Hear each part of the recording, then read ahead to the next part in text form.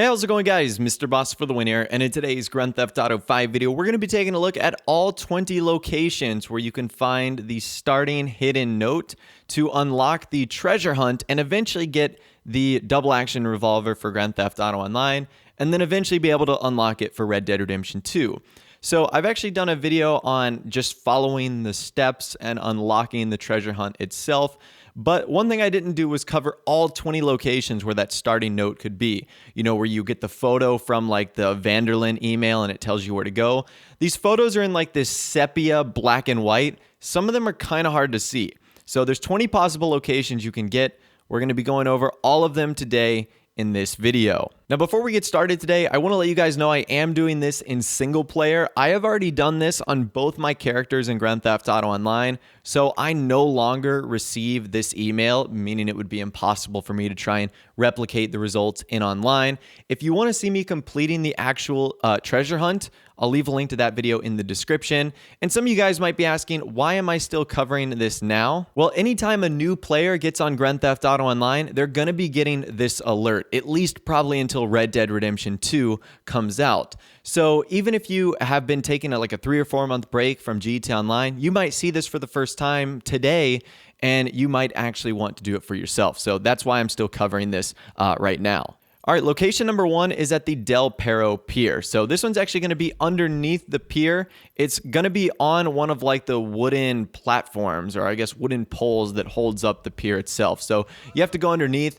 The only thing I would be careful here is there is a gang attack that spawns here, but I'm not sure if these would override each other, but that is location number 1. You can find the note on Del Perro Pier underneath. Location number 2 is kind of tricky. It's located at Mount Josiah or Cassidy Creek, depending on where you have it on the map. It's really hard to explain. It's like this hiking trail.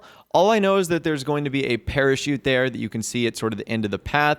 However, what you want to do is walk slightly to the right, and you will find the note actually stapled. I shouldn't say stapled. That's not the right word. Taped or something to one of the rocks on the side. That right there is location number 2. All right, location number 3 is really tricky. This one is in the Vinewood Hills, although the photo is awful. Basically, what you want to look for is that giant yellow ball. It's sort of in this like campsite park area. And then what you're going to look for is a sign that gives you a view of Bay Tree Canyon. The note is actually going to be attached to that sign that shows you sort of a map of the area. This one is a horrible photo, so if you got this one, it was actually really hard to find, but you just want to look for that big orange ball and then the sort of map that shows you the canyon you're looking in. That's the 3rd location. The 4th one is super easy. It's in the Pacific Bluffs graveyard. So the only way this could be complicated is there's a lot of graves. However, the photo tells you exactly what grave it is. Basically, you need to go to this big one right here. It's in between 2 graves shaped like a cross, and the one directly to the left of it is like 3 in 1. That's sort of like the best way I can describe this grave. That right there is location number 4. Location number 5 is in the Tungfa Hills Vineyards. Hopefully I'm pronouncing that correctly. This one is really tricky too. It's actually underneath a very tiny bridge. So this vineyard has like a stream that sort of runs in between it.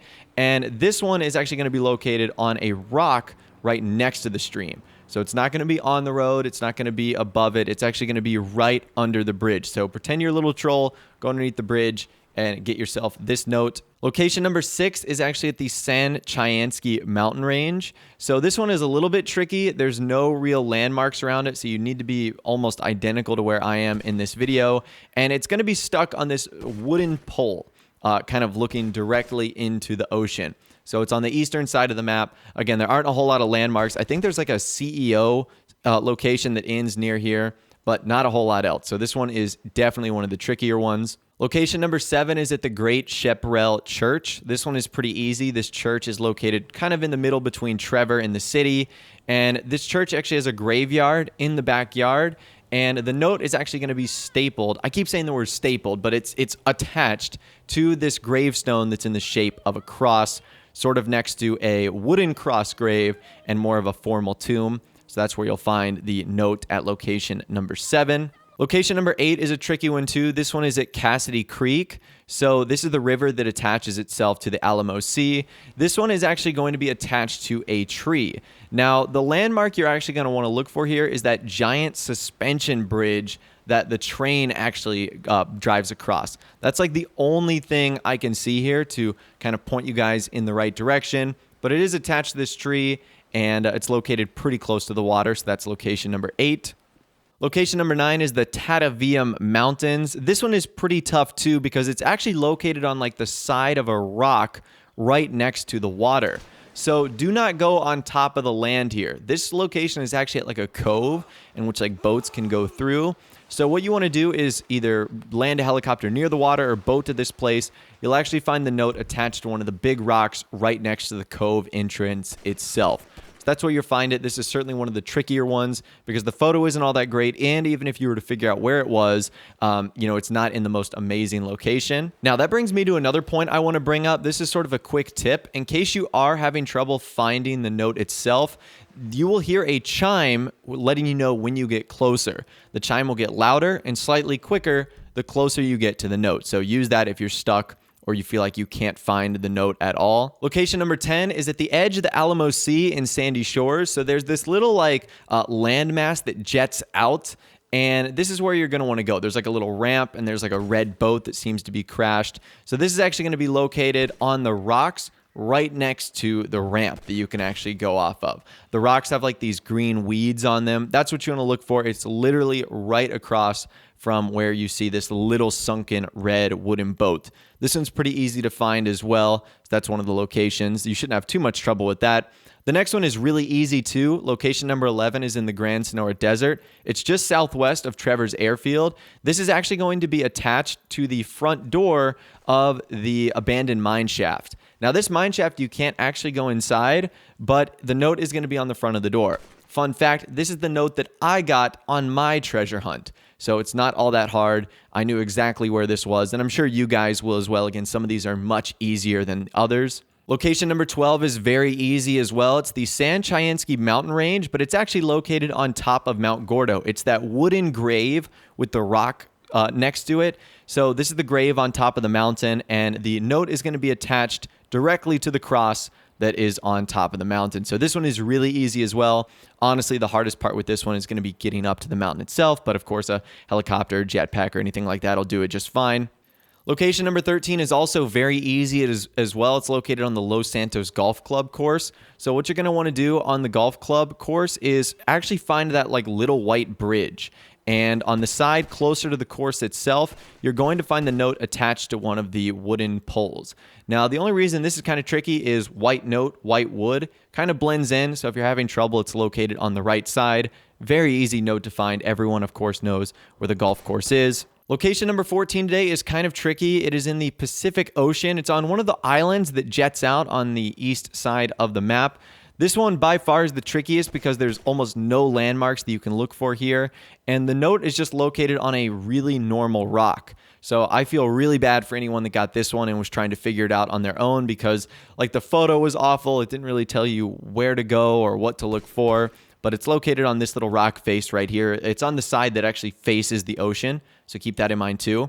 Location number 15, pretty easy, but a little tricky also. It's in Paleto Bay. So you're going to want to go towards the backside of Paleto Bay where you find this bridge that looks to have been like cut in half or destroyed in the center. You're actually going to want to land on the beach because the note is on one of those like wooden support beams that seems to have been cut in half. So it's in the center one there, and you can see it is on the side that is facing the ocean. So very easy to see here, very easy to get as well. That location, not bad at all. Location 16 is technically in Great Chaparral as well, but it's actually very close to the original abandoned mine shaft. So this is the one that has the body on the inside, the one that you can actually go to. Now, it's not on the door like the last one. There's like this light pole on the outside that you can actually see, and it's going to be facing that direction too. So that's where that note is located. This one's pretty easy. Almost, I'm sure everyone knows where the abandoned mine shaft is. So that's number 16. Number 17 is in Sandy Shores. This one is sort of next to the train tracks. It's on this little facility where you can like look through some binoculars and you can view like a map of Mount Chiliad and the Alamo Sea. It's actually located on that wooden map. Now, traditionally, you would think to yourself, oh, I've seen that on top of Mount Chiliad, which is kind of ironic because the next location, location 18, is on top of Mount Chiliad and is in the exact same spot. It's on the mountain view spot where you can look at that map, and it's got the two binoculars on there as well. So that right there are 17 and 18. Pretty funny that those are really similar, just one's on the ground and one's on top of a mountain. Number 19 is Two Hoots Falls. So this location is kind of tricky to find, but the note is in a really easy spot. It is literally on the face of the owl, like the owl sign that says Two Hoot Falls. So you'll find that there, very easy. Luckily, that one has like a pretty iconic landmark. And then number 20 is also in Sandy Shores. This one is very difficult. It's like one of those rock formations you've probably tried to take like a 4x4 off of. It's really close to Trevor's Airfield. It's really hard to describe. Just go to the location I've shown you on the screen, and it's going to be on one of these white-ish rocks right there. So that right there is location number 20, and that should give you every single spot in where the note will be. Now, obviously, from there, once you find the note, you're going to be sent to 3 locations. You head to that area, you look for a clue, and when all the clues are collected, you'll get a final clue, which will take you to a marked position on the map where you can get the double-action revolver for online, and then eventually unlock it for Red Dead Redemption 2.